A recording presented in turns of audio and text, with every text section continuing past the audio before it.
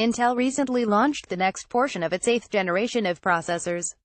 The CPUs, designed for use in desktop PCs, are fast, affordable, and they're probably going to leave you very confused. That's because Intel's 8th generation is a confusing, Frankenstein-like monster. Normally the entire generation of a new family of processors is based on a single microarchitecture, which means improvements in performance tend to be universal, but not Intel's 8th generation. In a bid to stay cool, even as AMD wows with the super fast, super cheap Ryzen processors, Intel is slowly rolling out an 8th generation that's a mix of microarchitectures both old and new. What is it? Intel's newest processors meant for consumer desktops.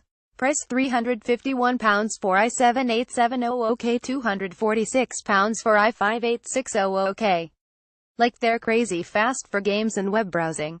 No, like requires upgrading your motherboard to a whole new chipset. What are they? The mobile version of the 8th generation is called Kaby Lake R, and is a refinement of last year's Kaby Lake processor. Future 8th generation processors are rumored to be based on Cannon Lake, a microarchitecture that was expected back in 2016 and delayed until early next year at the earliest.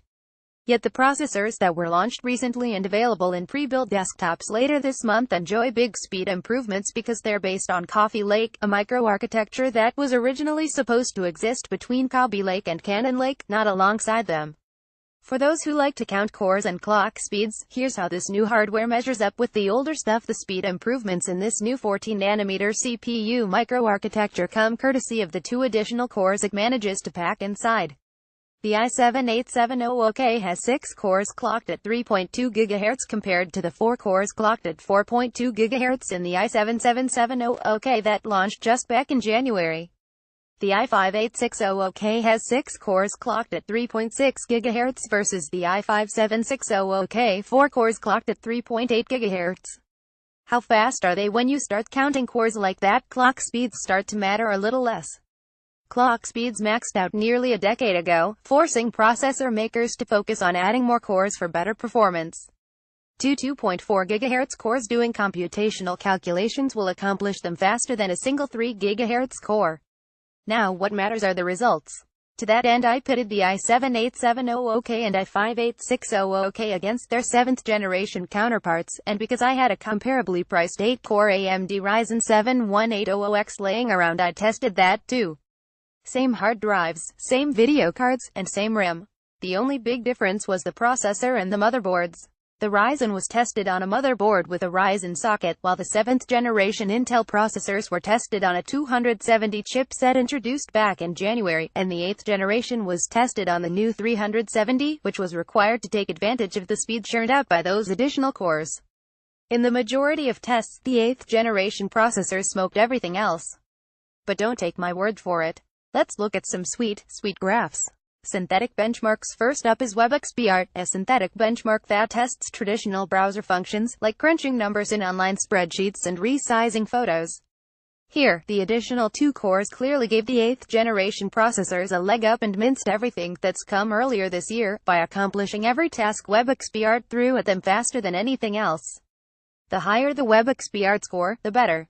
The 8th generation processors also did really well in the other synthetic benchmark I used, Geekbench 4. Synthetic benchmarks don't always replicate real-world results, but they're great.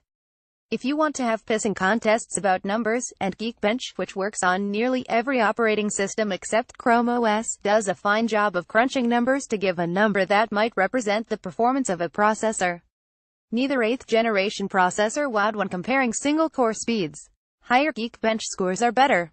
Once multi-core scores entered the mix, the 8th generation moved far ahead of the rest of the processors, except the 8-core Ryzen 7 1800X. Yet even the extra cores couldn't help the Ryzen 7, that i7-7800K scored 24,801. The Ryzen 7 managed just 20,596. Again, higher Geekbench scores are better. Photoshop, where these 8th generation processors really shine, isn't in synthetic benchmarks but in real-world ones, like Photoshop. Many of us use Photoshop, or a comparable photo editor, at some point in our lives. To test each CPU, I processed a big batch of raw files, resizing and saving them to the hard drive. Here the improvements were just in seconds, and scant seconds at that, but if you process a lot of images, saving a few seconds could add up to hours of time. The numbers are seconds, shorter bars mean faster times. Gaming in the Civilization V AI test, which times how long the game's AI takes to process a turn. The 8th generation i5 and i7 were the first consumer-grade processors that accomplished the turn in under 20 seconds. The i5-8600K did it in 18.32 seconds, and the i7-8700K did it in 17.18 seconds. The Civ V AI benchmark measures how long a turn takes in seconds. Shorter bars are better. The 8th generation processors didn't fare quite as well when testing Rise of the Tomb Raider in 4K resolution. That's to be expected though, as GPU tends to matter more than CPU, but there were still marginal improvements compared to the 7th generation, with the 8th generation processors squeezing out 3 whole more frames per second. Yet if you're an Intel fan, you will be disappointed. The Ryzen 7 still managed twice the frames per second of every Intel processor. 3D rendering. The Ryzen processor, with its 2 additional cores, also continues to be the champ when rendering 3D images in Blender, or converting video files in Handbrake. In both cases, it was leagues faster than anything Intel could do. But the Ryzen 7 1800X is meant to be a workhorse processor comparable to Intel's high-end desktop CPUs that go into big workstations at professional graphics and editing houses. Rendering times measured in seconds. Shorter bars are better. Video editing. What's impressive is how much the gap is closing. Look at this graph for how quickly a 4K video file was converted in Handbrake, and note how close the i7-8700K is getting to the Ryzen CPU. They're practically neck and neck how quickly a video file is converted in Handbrake. Shorter bars are better. There's no doubt the 8th generation Coffee Lake CPUs are a worthy rival to what AMD has to offer in the same price range. And there's no doubt these new processors are worlds faster than the 7th generation processors that launched less than a year ago. So there remains one big honking question: are they worth it? This is a question I keep mulling over. If you're building a brand new PC and investing in a new motherboard, then the 8th generation Intel Coffee Lake processors are worth a look. Particularly if you game or spend a lot of time in an app like Photoshop, these processors give a healthy boost of speed. But if you just upgraded, then you're going to be very, very disappointed. Remember how I mentioned these processors were tested on a 370 chipset, while the 7th generation Intel processors were tested on a motherboard with a 270 chipset? That's because even though these two generations were released just 8 months apart, the new generation requires a whole new chipset in order to take advantage of its speed.